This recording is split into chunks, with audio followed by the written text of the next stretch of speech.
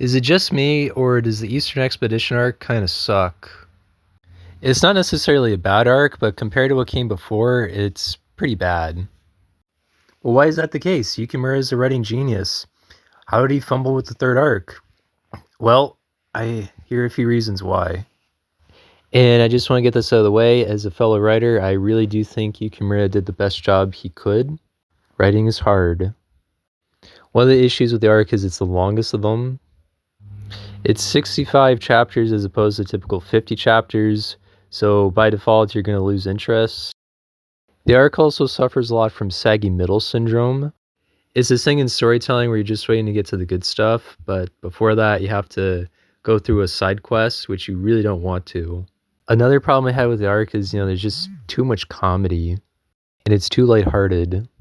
You see, the reason why TV shows get darker as they progress is, to show that things are getting more serious. The first two arcs had some very heavy moments with major impacts on the story, while this story is more set up for the next arc.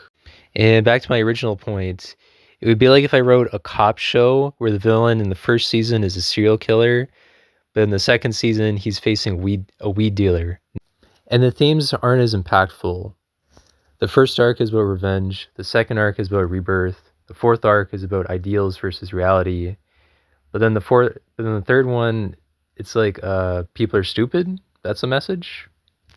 Also, Thorfinn's conflicts before were a lot more relatable. In the prologue arc, it's basically him being an edgy teenager in high school.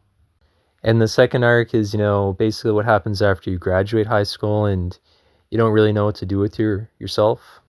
I found that very relatable. Also, Floki really wasn't that good of a villain.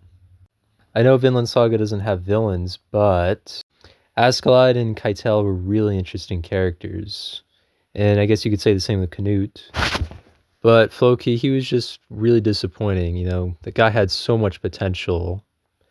But I also understand with how the story is structured, there was only so much Yukimura could do with Floki.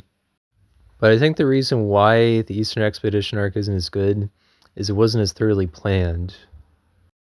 For those that don't know, Yukimura initially wanted to start with the Farmland arc, but his editor told him something needs to come beforehand, which is why we have the prologue arc. So he already had a pretty good idea of what was going to happen in the first two arcs, and he mentioned how the first chapter he wrote was actually the last one. So by the time he got to the third arc, he was probably more improvising.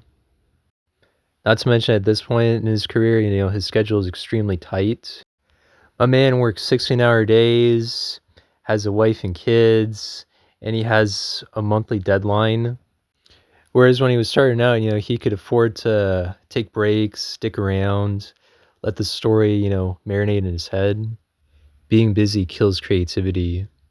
But you know what? Yukimura more than made up for the Eastern Expedition arc with the villain arc. That was really good. I hope to be as good of a writer as him one day. For anyone that's interested, I wrote a novel that's heavily influenced by Vinland Saga. A single soul in Ukraine follows the story of Nathan Allison. He travels to Ukraine in hopes of becoming the chess world champion, but he gets caught up in the war. His mentor is killed by a mercenary, and he joins the fight in hopes of getting revenge. It's available on Amazon.com.